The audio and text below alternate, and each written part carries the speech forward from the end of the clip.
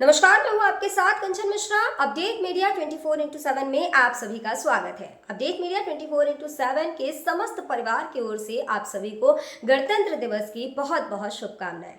यह दिन हमारे देश की स्वतंत्रता, समानता और भाईचारे का प्रतीक है। 26 जनवरी 1950 को हमारा संविधान लागू हुआ था, जिसने हमें लोकतंत्र में अपने अधिकारों और कर्तव्यों का बोध कराया। हमें गर्व है कि हमारे संविधान ने हर नागरिक को समानता, स्वतंत्रता और न्याय का अधिकार दिया है। यह दिन भारत के संविधान लागू होने की याद में मनाया जाता है। भारत का संविधान 26 जनवरी 1950 को लागू हुआ था।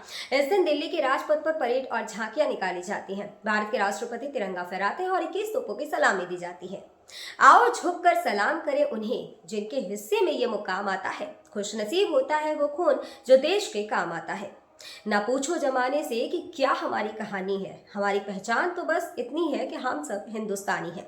ना जियो धर्म के नाम पर, ना मरो धर्म के नाम पर, इंसानियत ही है धर्म वतन का, बस जियो वतन के नाम पर। एक बार फिर से आप सभी को अपडेट मीडिया 24x7 के समस्त परिवार की ओर से गणतंत्र दिवस की बहुत। भारत का गणतंत्र दिवस 26 जनवरी को क्यों मनाया जाता है? जैसा कि आप जानते हैं कि गणतंत्र दिवस हमारा राष्ट्रीय पर्व है जो 26 जनवरी को मनाया जाता है। हर साल गणतंत्र दिवस के दिन भव्य परेड का योजना बनाया जाता है जो इंडिया गेट से राष्ट्रपति भवन तक होता है। इस परेड के दौरान थल सेना, वायुसेना और नौसेना के जवान शामिल होते हैं। इस परेड के दौरान तीन सेनाओं के प्रमुख राष्ट्रपति को सलामी देते हैं। यही नहीं, इस दिन तीन सेनाएं आधुनिक हथियारों का प्रदर्शन भी करती हैं जो राष्ट्रीय शक्ति का प्रतीक है। लेकिन आप जानते हैं कि गणतंत्र दिवस 26 जनवरी को ही क्यों मनाया जाता है? दरअसल 1950 ईस्वी में मुझे भारत सरकार अधिनियम को हटाकर भारत का संविधान लागू किया गया था। संविधान को लागू करने के लिए 26 जनवरी का दिन इसलिए चुना गया क्योंकि साल 1929 में दिसंबर में लाहौर में भारतीय राष्ट्रीय कांग्रेस का अधिवेशन पंडित जवाहरलाल नेहरू की अध्यक्षता में हुआ था। इस अधिवेशन में प्रस्ताव पारित कर इस बात की घोषणा की गई कि यदि अंग्रेज सरकार द्वारा 26 जनवरी 1930 तक भारत को स्वतंत्र देश का दर्जा नहीं दिया गया तो भारत को पूर्ण रूप से स्वतंत्र देश घोषित कर दिया जाएगा। जब अंग्रेज सरकार ने कुछ नहीं किया तब कांग्रेस ने 26 जनवरी 1930 को भारत को पूर्ण स्वराज घोषित कर दिया। 26 जनवरी 1950 के दिन सुबह 10:18 पर भारत एक गणतंत्र बना। इसके 6 मिनट बाद 10:24 पे राजेंद्र प्रसाद ने भारत के पहले राष्ट्रपति के रूप में शपथ ली। इस दिन पहली बार बतौर राष्ट्रपति डॉक्टर राजेंद्र प्रसाद बग्घी पर बैठकर राष्ट्रपति भवन से निकले थे। इस दिन पहली बार भारतीय सैन्य बल की सलामी ली। पहली बार उन्हें गॉर्ड ऑफ स्वामित्व दिया गया था। गणतंत्र दिवस के दिन भारत में राष्ट्रीय अवकाश भी घोषित किया जाता है। यह हमारे देश के लिए बेहद ही खास पर्व है। साथ ही यह हमारे लिए बेहद ही गर्व का विषय है कि हमारे राष्ट्र को एक गणराज्य के रूप में स्थापित हुए 76 वर्ष पूरे हो चुके हैं। देश की संप्रभुता और एकीकरण को दर्शाने वाला यह त्योहार हर भारतीय के मन में देशभक्ति की भावना का संचार करता है। 26 जनवरी 1950 21 तोपों की सलामी के साथ तिरंगा फहराते हुए राष्ट्रपति डॉक्टर राजेंद्र प्रसाद ने स्वतंत्र भारत का स्वनिर्मित संविधान लागू किया। भारत के नए युग की शुरुआत के साक्षी देशवासियों सहित सी गोपालाचारी, जवाहरलाल नेहरू, सरदार पटेल जैसे गणमान्य बने। मात्र 3 साल पहले आजादी की सुबह देखने वाले देश ने अपना संविधान बनाकर विश्व को अपनी संप्रभुता का परिचय दिया। हालांकि ये डगर इतनी आसान नहीं थी। इतिहास के पन्नों को टटोले तो मालूम होता है कि स्वराज के साथ ही अपने संविधान, हक और हुकूम की लड़ाई बेहद चुनौती भरी थी।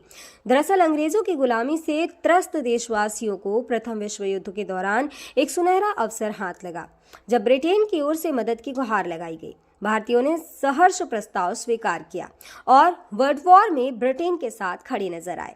यह उद्देश्य के साथ कि उन्हें आगे चलकर अंग्रेजों की हुकूमत से आजादी मिल जाएगी। लेकिन एक बार फिर अंग्रेज अपनी बात से पलटते नजर आए और आजादी के बदले लेकर आए भारत सरकार अधिनियम 1919। इस अधिनियम का असर ये रहा कि देश के कुछ बड़े प्रांत में दोहरी शासन प्रणाली व्यवस्था लागू हुई। इसके तहत स्वास्थ्य, शिक्षा, कृषि जैसे विषयों को भारतीय मंत्रियों के सम्मुख सौंप दिया गया था।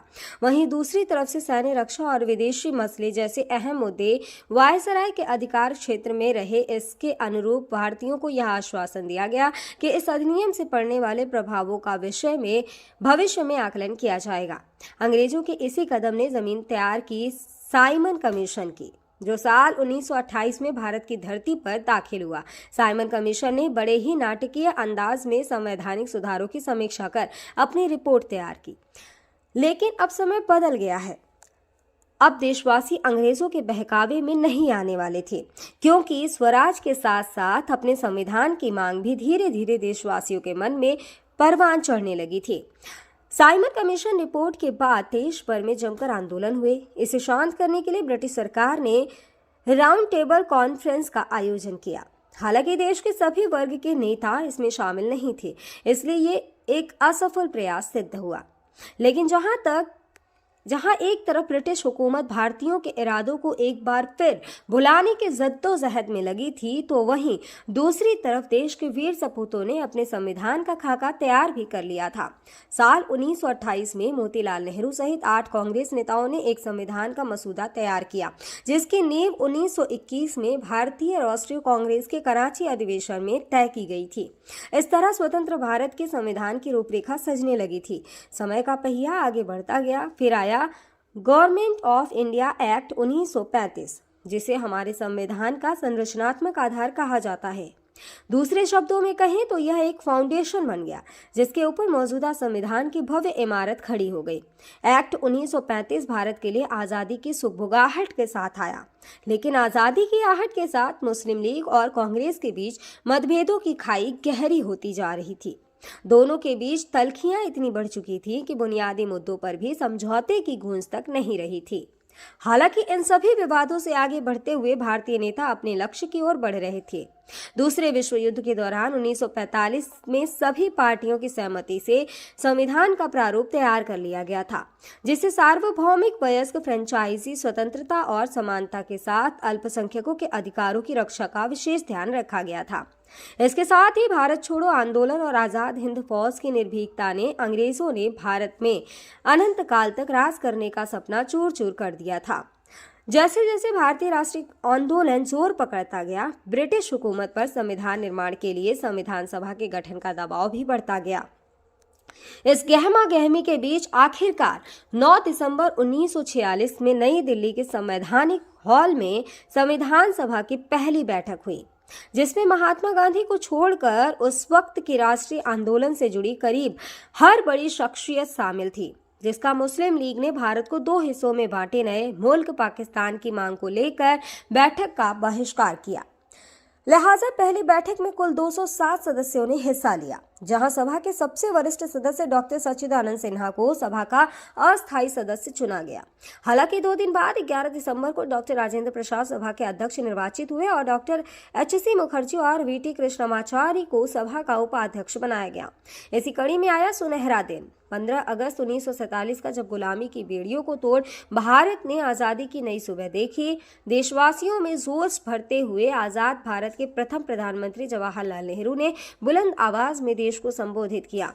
इतिहास के पन्नों में यह भाषण ट्रस्ट विद डेस्टिनी नाम से दर्ज हुआ। इसके साथ ही तेज हुई संविधान निर्माण की प्रक्रिया। आज़ादी के बाद चुनौतियों में इजाफा हुआ। संविधान पर सामग्री की कमी थी, लेकिन उसका सही चयन और उचित व्याख्या का काम बहुत जटिल था। बी.एन. राव द्वारा तैयार किए गए संविधान के प्रारूप पर विचार विमर्श करने के लिए संविधान सभा 29 अगस्त 1947 को एक संकल्प पारित करके प्रारूप समिति का गठन किया। इसके अध्यक्ष के रूप में डॉक्टर भीमराव अंबेडकर को चुना गया। इस समिति में अंबेडकर के अलावा 6 और सदस्य थे। संविधान निर्माण के दौरान कई अहम फैसले लिए गए, जिसके राष्ट्रमंडल के समूह में भारत की सदस्यता, राष्ट्रध्वज का चयन, साथ ही राष्ट्रगान और राष्ट्रनीति का चुनाव शामिल था। यहाँ दिलचस्प बात यह है कि संविधान में सबसे पहले नंबर पर आने वाली उद्देशिका सबसे अंत में पारित हुई। संविधान अगर राजनीतिक असंवैधानिक दस्तावेज है, तो पीएमएल एक ग्रंथ को दार्शनिक नजरिया प्रदान करती है। डॉक्टर भीमराव अंबेडकर की अगुवाई में संविधान निर्माताओं ने 60 देशों के संविधानों का अध्ययन किया। 4 नवंबर 1948 को संविधान का अंतिम प्रारूप पेश किया। संविधान तैयार करने के बाद मुश्किल खड़ी हुई कि इसे सुंदर अक्षरों में पिरोकर कैसे संजोया जाए। इस उधेड़-बुन के बीच प्रेम बिहारी नारायण रायजादा का नाम सामने आया, जो कि अपने दौर के सबसे विख्यात कैलीग्राफर थे। उसके बाद भारत का संविधान प्रेम बिहारी नारायण रायजादा सुलेख फॉन्ट में लिखा गया। उसके प्रत्येक पृष्ठ को नंदलाल बोस के मार्गदर्शन में शांति निकेतन के कलाकारों द्वारा अलंकृत किया गया। इस तरह कुल 2 साल 11 महीने और 18 दिनों में विश्व के सबसे बड़े लोकतंत्र का स्वनिर्मित संविधान बनकर तैयार हुआ। आधिकारिक तौर पर 26 नवंबर 1949 को संविधान को पारित किया गया, जिस पर संविधान समिति के 15 महिलाओं सहित 284 सदस्यों ने हस्ताक्षर किए। वहीं संविधान लागू करने के लिए 26 नवंबर को चुना गया, क्योंकि 26 जनवरी 1930 को भारतीय कांग्रेस के लाहौर अधिवेशन में पूर्ण स्वराज का प्रस्ताव रखा गया था। इतिहास में इसे प्रथम स्वतंत्रता दिवस के रूप में भी जाना जाता है। यही कारण है संविधान लागू करने के लिए भारत के प्रथम स्वतंत्रता दिवस यानी 26 जनवरी को चुना गया।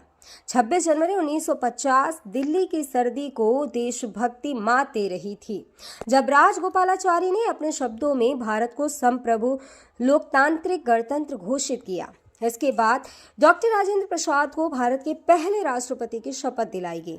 उसके बाद सार्वजनिक समारोह की शुरुआत हुई, जिसमें राष्ट्रपति डॉक्टर राजेंद्र प्रसाद और मुख्य अतिथि इंडोनेशिया के अध्यक्ष सुकर्नो हुए और मुख्य अतिथि इंडोनेशिया के अध्यक्ष सुकर्नो भी शामिल हुए। इसी तरह दिनांक 26 जनवरी 1950 इतिहास के पन्नों में स्वर्णिम अक्षरों में दर्ज हो गया।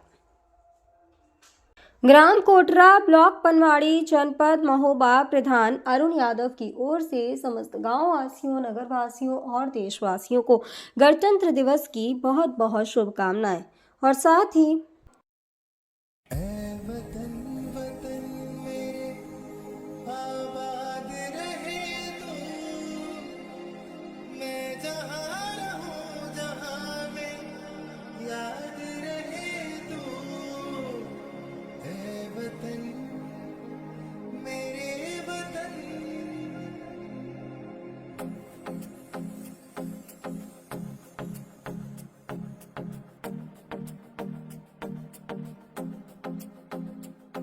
मेरा रंग दे,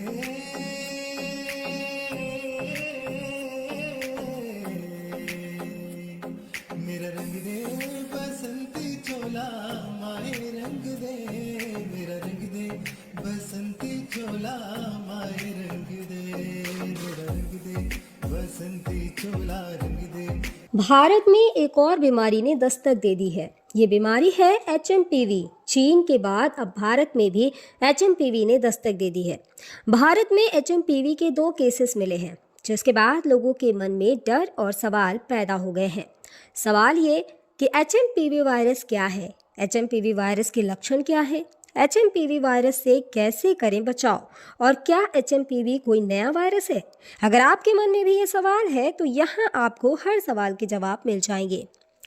चीन में ह्यूमन मेटान्यूमो वायरस की वजह से वायरल बुखार श्वसन संक्रमण के बड़े मामले सामने आ रहे हैं।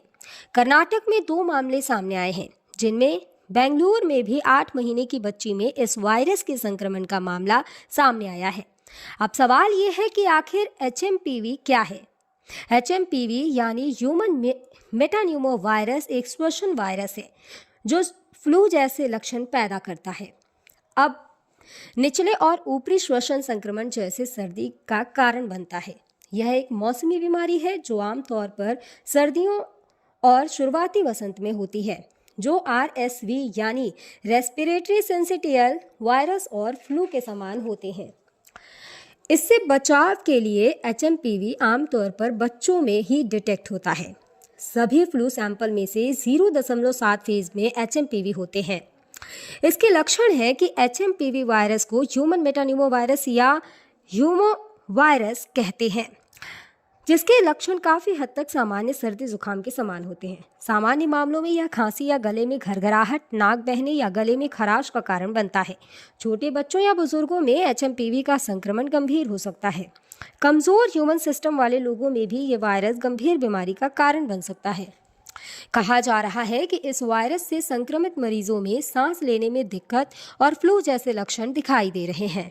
इसके इलाज के लिए ज़रूरी है कि इसमें सबसे ज़रूरी होता है कि अगर आपको HMPV के होने का संदेह होता है या इस तरह के कोई लक्षण आपको नज़र आते हैं तो बिना डॉक्टर के सलाह के कोई भी एंटीवायरल दवाओं का इस्तेमाल ना करें।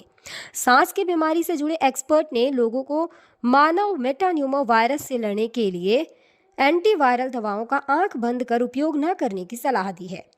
ऐसे में सावधानी बरतें और बिना डॉक्टर के सलाह के कोई भी दवा न लें। फिलहाल इसका कोई टीका अब तक नहीं है। इसके लक्षण जैसा हम पहले ही बता चुके हैं कि सर्दी जुकाम होते हैं। 2023 में England, Britain, Finland, Australia, Canada, America और चीन में HMPV का पता चला था।